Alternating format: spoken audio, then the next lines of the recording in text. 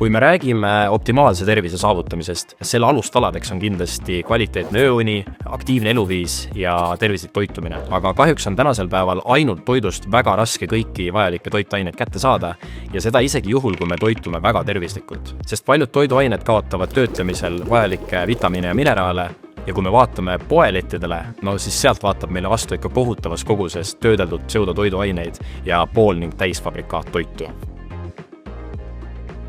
Viiruste perioodil inimesed võiksid oma immuunsussüsteemi siis turgutada näiteks C-vitamiiniga, tsingiga ja D-vitamiiniga. Liigeste ja luude tervise eest aitavad hoolitseda magneesium, D-vitamiin koos K2-vitamiiniga ja kvaliteetne kollageen. Sportlased ja väga aktiivse eluviisiga inimesed võivad vajada taastumiseks ja lihaskasvuks rohkem valke, aminohappeid ja elektrolüüte ja kindlasti tänasel päeval on väga suur teema ka stress.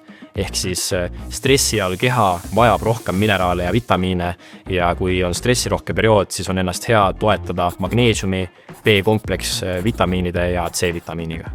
Meie Ecoshis usume, et vägi on sinus eneses juba olemas ja toidulisand on lihtsalt abivahend, mis aitab selle väega taas ühendust saada.